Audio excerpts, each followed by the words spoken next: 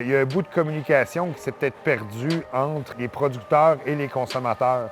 Et c'est vraiment important qu'on fasse des projets de société ensemble.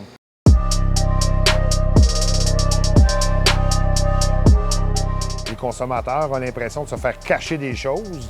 On se fait souvent dire que les agriculteurs sont des bourreaux d'animaux, puis en fait, c'est un peu insultant parce que c'est à peu près le contraire. On prend un soin jaloux de nos animaux. Une vache heureuse va être une vache productive, puis elle va avoir une meilleure longévité. C'est peut-être un peu eux autres qui sont nos bourreaux. Les agriculteurs en ont un peu ras-le-bol de se retrouver au banc des accusés pour des pratiques qui sont soumises à un paquet de règles et de normes. Dans les médias, il y a une nouvelle qui est sortie comme quoi le beurre était plus dur depuis quelques mois.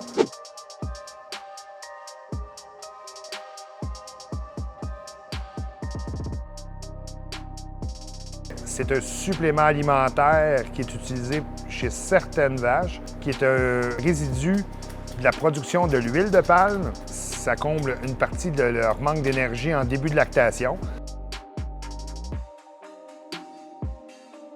C'est des quantités infimes. On parle de 200 grammes peut-être par vache par jour sur une vache qui en pèse 675 kilos. C'est approuvé par Santé Canada, c'est approuvé par Agriculture Canada. C'est ça qui m'a décidé à publier une lettre.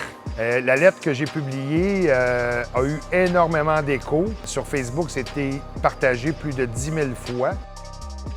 Moi, ce que j'ai fait de majeur dans le développement de l'entreprise, j'ai passé à la stabulation libre et la traite robotisée. Cette amélioration m'a coûté tout près d'1 million de dollars. À court terme, c'est une pression financière qui est très élevée. Les environnements d'affaires se sont complexifiés.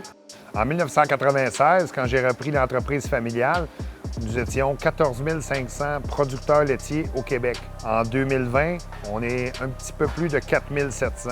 Dans un village près de chez moi, l'an passé, il y avait 5 producteurs laitiers et cette année, il en reste 3. Et c'est les 2 plus jeunes qui ont vendu. Ça a fait un petit peu un onde de choc, mais leur raison est très valable, puis tout le monde les comprend. Le resserrement des normes a découragé plusieurs. Toutes les normes environnementales sont décidées par le ministère de l'Environnement. Les normes d'élevage sont décidées par le MAPAC. Les normes financières sont décidées par une autre tierce partie. Dans les gestes qui pourraient être posés pour améliorer l'environnement d'affaires, ça serait, je crois, que le ministère de l'Agriculture prenne toute la place. Il pourrait avoir des créations un peu comme en France de GAEC, de groupes d'agriculteurs qui exploitent en commun. Ça pourrait peut-être faciliter la vie de plus petits agriculteurs.